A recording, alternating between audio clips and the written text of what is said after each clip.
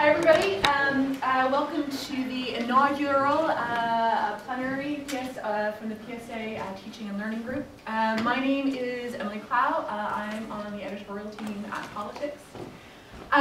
We're extremely excited to be able to have John Ishiyama here. John has flown to see us all the way from a much warmer climate at the University of North Texas, so we especially appreciate that. John is one of the preeminent advocates for and researchers on innovation and seriousness in teaching and learning in the discipline of politics. He served for 8 years as the editor of the Journal of Political Science Education and has worked on some of the most innovative programs in undergraduate education in the US, including the Ronald McNair Baccalaureate program, which focuses on non-traditional and first-generation university students, getting them successfully into postgraduate education, and the National Science Foundation funded research experience for undergraduates at University of North Texas, which provides opportunities for undergraduates to participate in an NSF-funded research project on conflict management and peace science. In addition to his groundbreaking work on teaching and learning, John has also published widely. So I, of course, looked this up. 109 articles and 6 books. John, you're putting the rest of us to shame. I should say John and I are former colleagues, and so I chatted with another colleague at UNT last night. I said, I don't know how I'm going to do this. I have to introduce John, but he's just so prolific. I don't know how to get that into 2 minutes. And she said, and you know what? He's really nice too, so you can't even hate him. Curses, John, curses. So John's published on subjects as wide as teaching and learning, obviously, but also on development and post-communist politics, political parties, and ethnic conflict. He's done work on the politics of international adoption, which has garnered him the 2010 Heinz Ulau Award for Best Article in Perspective on Politics. Perhaps most relevant, he's recently taken up the role of editor of the Political Science Review, and it's from there he's going to be talking to us about the future of political science. I thought I'd make the presentation really short and show you a blank slide, because that's one of the potential futures of our discipline. But I thought better of it, and I'd like to thank you all for having me here today. It's a great pleasure to talk at this inaugural plenary session. And I had to struggle a bit with how I was going to present something as big as the future of political science. I did take the liberty of putting a question mark after the I do think the future is indeed in question, particularly in the United States. But I always begin my presentations with a few disclaimers. Well, first of all, let me start out that my comments today in no way reflect the editorial policy of the American Political Science Review, nor the views of the American Political Science Association. What I talk about today is really are my own views on the discipline and how it might evolve in the near future. Second, my comments are really limited to my experience with political science in the United States. And so the examples I use are largely based upon, in fact, more recent events in the United States, some of which you may be aware of, such as the Coburn Amendment that has eliminated funding for political science in the National Science Foundation. That, I think, is a major watershed in the development of our discipline and will resonate far beyond the United States. And finally, I should warn you that I commit every known error in PowerPoint presentation. I use way too much text. There is absolutely no color except for one slide I reserved. And I tend to read off the slides because when I write these things up, I take this as sort of my notepad because I can no longer read my handwriting. So I tend to look at slides. So I do everything wrong with PowerPoint. I have no, animation, no, funny guys scratching their head with a question mark. Also, I'm not sure I can really answer this question. I mean, what is the future of political science? I don't have a crystal ball, so I don't know what's going to happen. I don't have the ability to point predict anything, like where we'll be in 1 year, 5 years, or 10 years from now. What I'm going to focus my talk on are some general trends that I see, and as from the perspective of both teaching and learning, but also as the editor of the American Political Science Review, so I can see what's sort of happening in terms of what's being submitted to us. Okay. Now, a little bit about myself. It shapes how I see things. Emily pointed a lot of things that I've done, but I spent 18 years at a liberal arts institution. So I spent much of my career teaching because I loved to teach. That was how I identified myself. And I spent the last 5 years at the University of North Texas, which is a primarily research institution. And I was a full professor at both institutions. I spent 9 years, almost 9, really 8, but almost 9 years as the editor-in-chief of the journal Political Science Education, which is published by Routledge. And I spent at least the last year, since July, being the editor-in-chief of the American Political Science Review. So they're very different kinds of journals that I've edited. And so I have a certain perspective on how things have developed over time. These kinds of experiences do shape how I see political science and how I see the world. Also, I am really all-powerful. I killed this tank all by myself, barehanded, and that fellow there was so impressed he decided to sit by me and have a picture taken with me.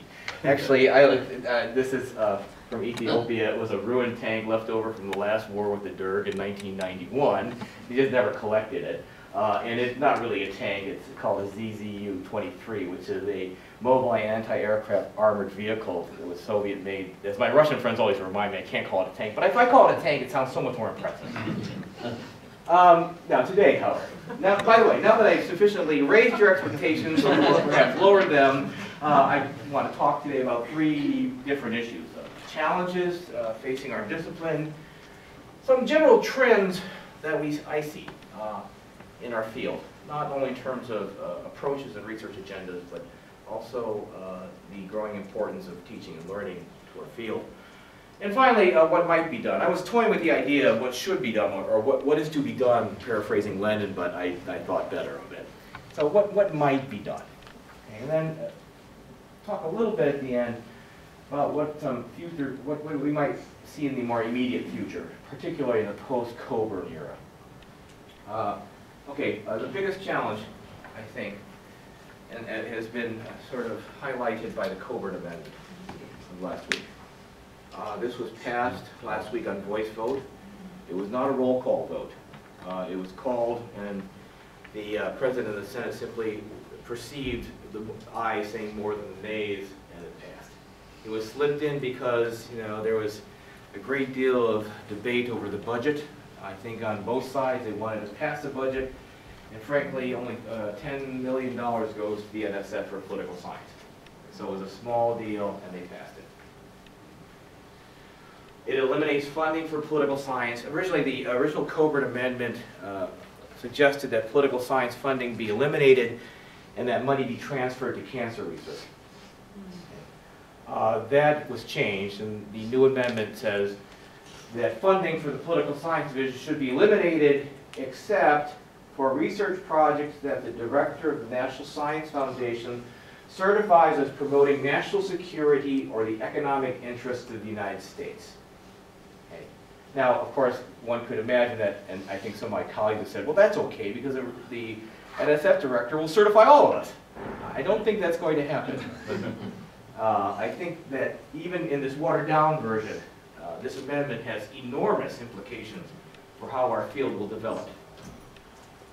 Now, the challenge is not new, but in my view, an important threshold is passed that we can't turn back from. And it brings up some very hard questions for us. It will likely have long-term ramifications for what we study and how we evolve as a discipline. I'll come back to this in a moment, especially in terms of how it will affect what we study. Now, how did this happen? We scratch our heads, all of us do. How the heck did this happen? It's not really new. The basic crux of the critique presented by Senator Coburn, as well as several others in the House and the Senate, is that we are not relevant. That commentators at major news organizations like CNN have much more to say about politics than we do, and that the public is much more likely to turn to journalists than they are to political scientists. That is not untrue.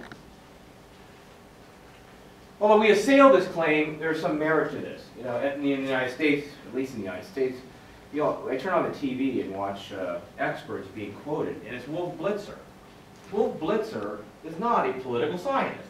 Why are they asking Wolf Blitzer? Why aren't they asking someone else? Because we don't come to their mind. But why is it? And I think the reason why is that it's not just the fault of everyone else, and it's not just the world doesn't understand us. It's our fault, frankly, because not many people understand what we are saying. We do not communicate very well at all.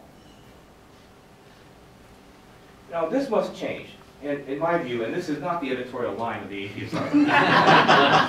I think the leading journals of the field must work to change it.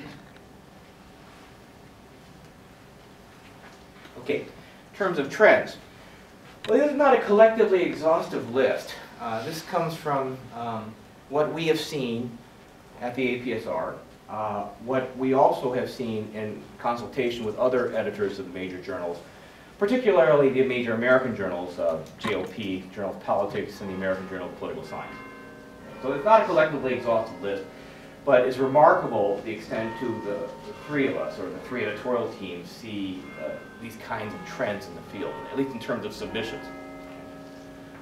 First, there is a growing internationalization of the discipline, and there has been a decline in the study of American politics as a field. This is one of the remarkable trends over the last 6 years, at least in terms of submissions, that at one point submissions to the APSR for American politics exceeded 35%. We are now to 20 in 6 years. On the other hand, submissions in comparative politics are now to 32%, and international relations at 20%. So 51% of our submissions are explicitly comparative politics or international relations. Interestingly as well, a growing proportion of submissions on American politics are not authored by Americans. There are now more international scholars studying American politics. And frankly, I don't see anything wrong with that. If Americans can claim to study Russia, why cannot Russians claim to study the United States? That, I think, and I think the Coburn Amendment is likely to accelerate this trend. And the reason why I say this is because the Coburn Amendment said, or at least the qualification, unless in the view of the director, it's in the national security interest or in the economic interest of the United States. And unfortunately, one of the bigger line items for the NSF is the American National Election Study, which neither can be justified in terms of national security or easily justified in support of economic interest. But you know, one could argue that's what Coburn was after, going after the Americans because the Americans actually keep Congress accountable. But whatever the case, things have changed. Second, I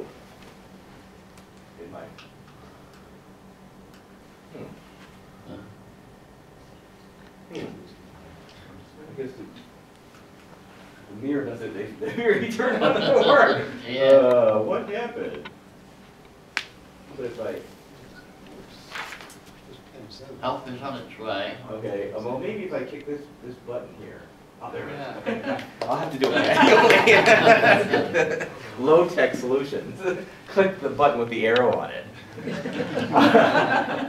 Second, I think in international relations we have seen the decline of the study of international conflict, especially the study of international war. The reason being is that the frequency of international conflict has precipitously declined throughout the 1990s and the early 21st century. What has precipitously increased is the incidence of civil wars and civil conflict. Now, what I think has happened then is that there has emerged a greater connection between traditionally international relations scholars and scholars of comparative politics. I mean, the old divide was IR studied relations between countries and comparative studied politics within countries. That line is blurring, especially as more IR scholars now claim to study civil wars as they would study international wars. So the line between IR and comparative politics is certainly blurry. Third, I think there's a move away from the study of only political theory of dead white guys. That's what we say in the United States, that the focus on the classics has changed. There is now a greater interest in fields like postcolonial theory and contemporary theory. We see this now in our submissions too, that it's not just the Straussian studying yet another round of what Aristotle or Plato or the classics said, but something much more contemporary. And we've seen many, many more submissions now about contemporary political theory than we had seen in the past. The growing unity of methodological approaches. Okay. Now this is something that David Layton had written about in 2003. More about comparative politics and the field in general. But we've seen this in the field as a whole too. That prior 10 to 15 years ago, we might get a piece that only had formal theory, or we might get a piece that only was normative, or we might only get a piece that was only qualitative or only empirical, right, with no theory. We see much less of this now. In fact, the new norm seems to be a combination of multiple methodologies. That we'll have a normative piece that actually uses formalism. We'll have formal theory that uses empiricism. We'll have formal theories that use inductive cases to build a theory, and then have some rich descriptions of various cases to inform what is being claimed. So there is a growing unity in methodological approaches. We haven't come across where all four are in the same article. But there are various combinations that exist, and that's the new norm. We now have reviewers reviewing a piece saying that, well, this piece would have been acceptable 10 years ago, but it's not now. And fifth, the growing importance of studying diversity in an increasingly multicultural West. Diane Pinder-Hughes, former president of the APSA, had a task force report saying that this would be one of the new trends, and it certainly has. It's so much so that we used to conceive for the review that the field of race and ethnic politics was entirely an American field. That is certainly no longer the case. We now receive many submissions that deal with the issues of race and ethnic politics far beyond the United States. And frankly, I think that's a good thing. And finally, the growing importance of the study of teaching and student learning. Now, the reason for this, although this we don't see in the APSR, not yet. And I think there's a reason for this, is that where support from political leaders for basic political science research in the United States has certainly waned. Prior to the Coburn Amendment, funding for political science was declining, at least basic research. The enthusiasm for the support of improved teaching has increased. So where the funding is now is much less on basic political science research, but much more on projects related to civic engagement, much more on civic education. Now, both sides of the aisle in the United States agree that this is a problem and needs to be addressed. So the very same people who strip away money from political science and NSF at the same time talk about the need for civic education programs. So whatever that means, it is an opening.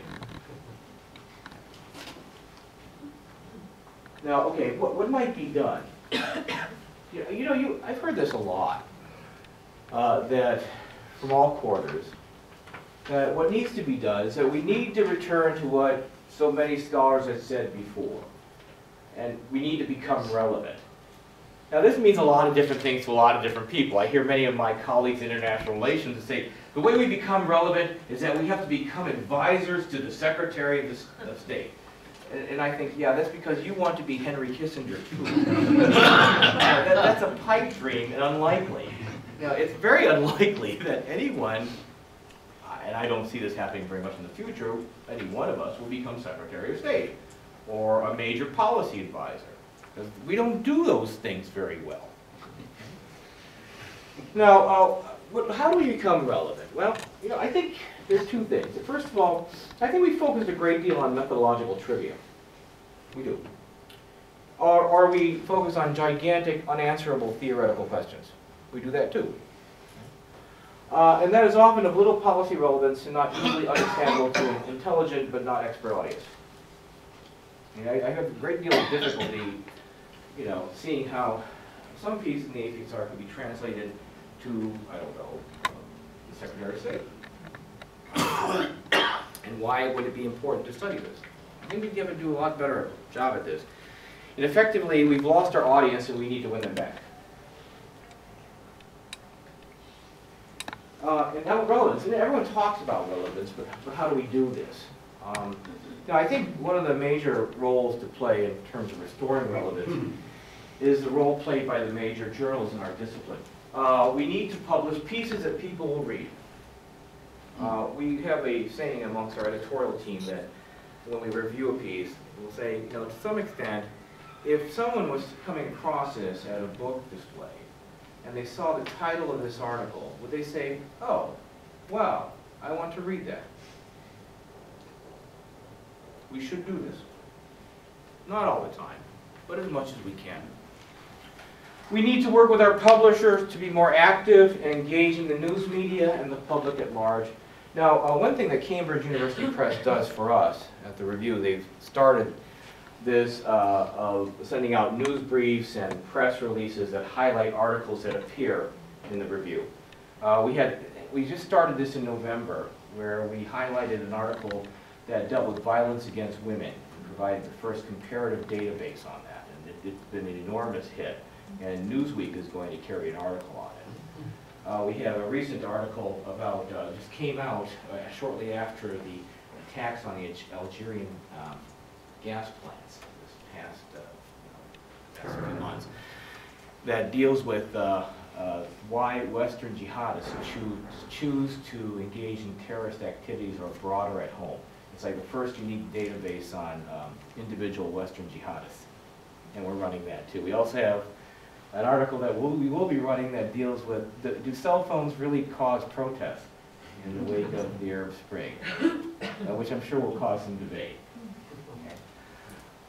So we need to work on publishing pieces that people will read.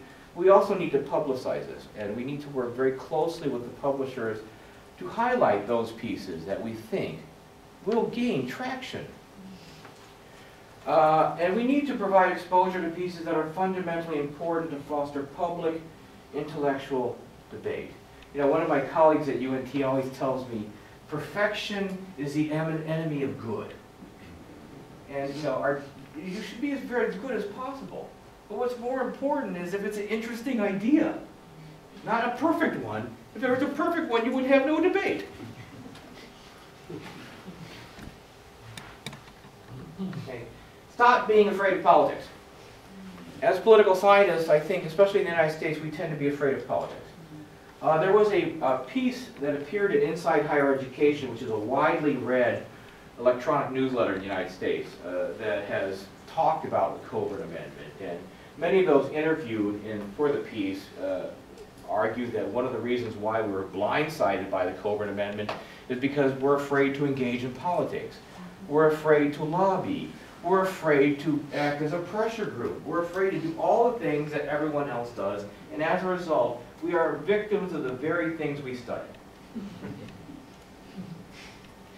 There is nothing wrong with political scientists engaging in public debate on topical issues. There is nothing wrong with it. In fact, I would say that now that they've taken away the NSF, why not? There's nothing left to lose. And I think partially we wouldn't do it because we're afraid, oh, what will they do to the NSF? Oh, they'll take away all our funding if we take a stand on a political issue. I think we have to stop doing that. And as a discipline, I think we need to focus on teaching again. Because this is what we do quite well. Maybe we won't become Secretary of State. Maybe we're not going to become a policy advisor. But what we do really, really well is that we acquire basic knowledge. And what makes us relevant is that we can impart this knowledge to others. And where we have the greatest impact, the greatest relevance on a daily basis is teaching. And not just teaching students, but teaching citizens, teaching people. I mean, this is what we do very well. We acquire knowledge and we impart it.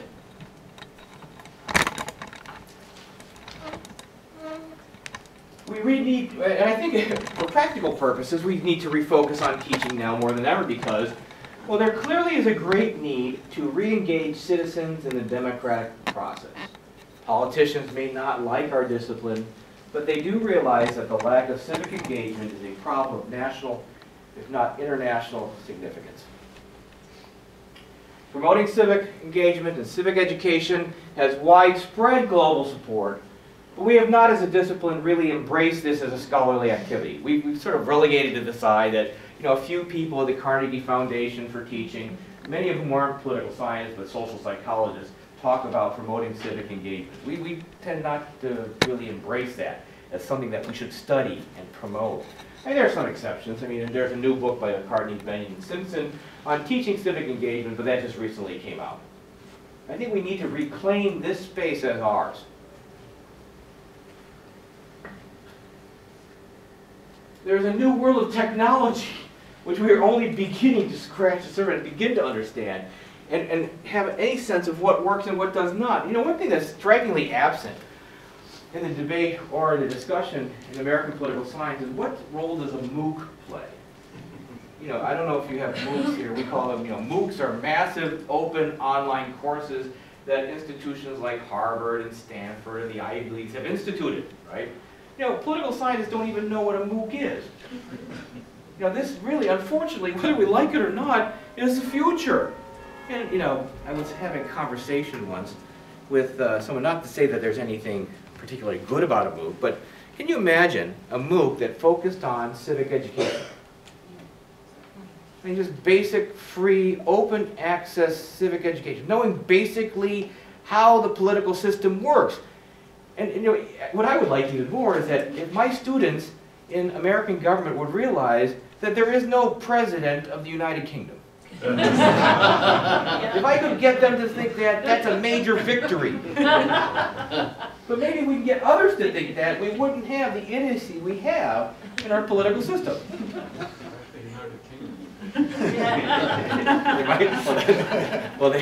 Asking them where the United Kingdom is also another challenge. And also, in addition, open access is now the buzzword. I know we struggle with this, as a journal we struggle with this, but you know, this is a challenge that we're going to have to meet. And if we don't get in front of it, it'll bury us. In this era of assessment and accountability in higher education, we need to do a much better job of showing how what we do actually leads to something. Is it the case that what we teach actually gets students to learn something? You know? Gone are the days that is simply take my word for it, that my students are learning because they get grades. That's no longer acceptable.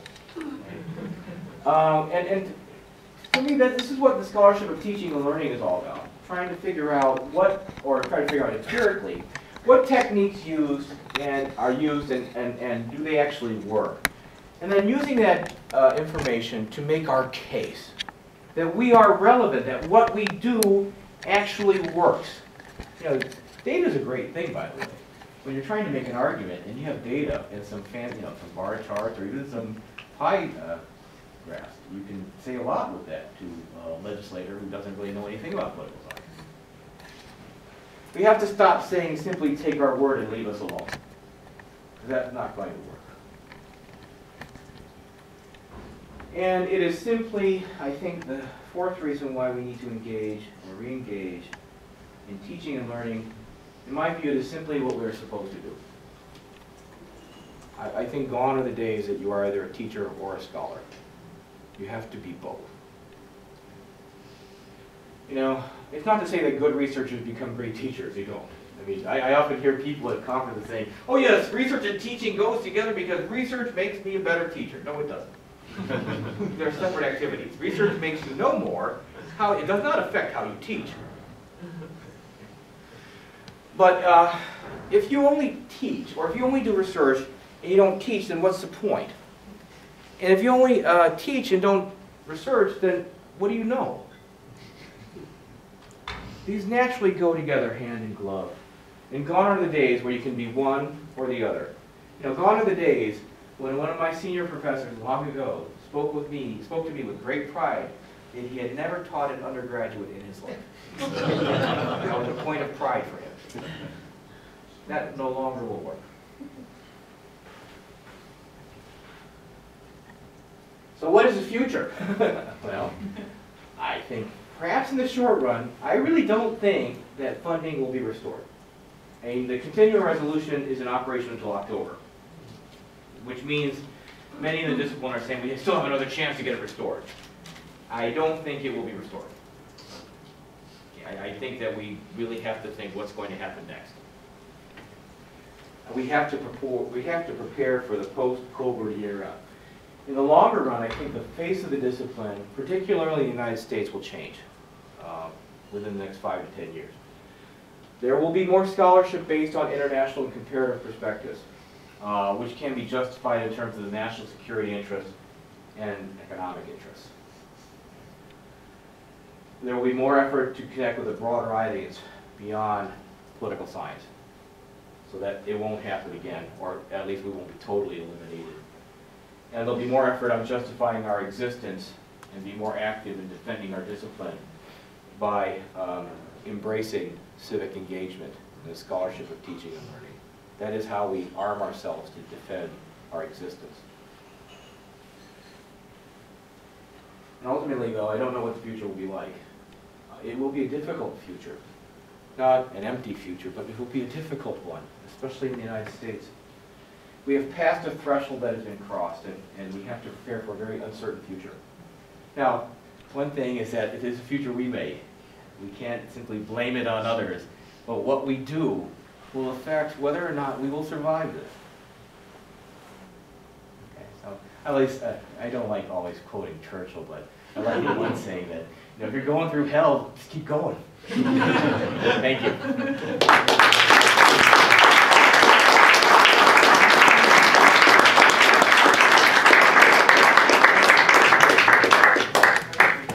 Thank you so much, John.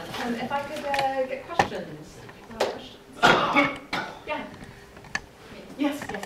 Okay, so this one from Finland. I really thank you for this speech, and I think you should be cloned to take that speech everywhere, more or less, to the politicians in Europe and elsewhere. And the thing you touched but didn't get, of course you had to go through lots of things, but the problem, one of the problems in Finland, where I come from, and in Europe in general, for example, in EU competitive research projects, is that you have to be social, you have to be a group player, you have to be, in a way, it's going to be political science as well as other sciences, perhaps natural science excluded in a theoretical level.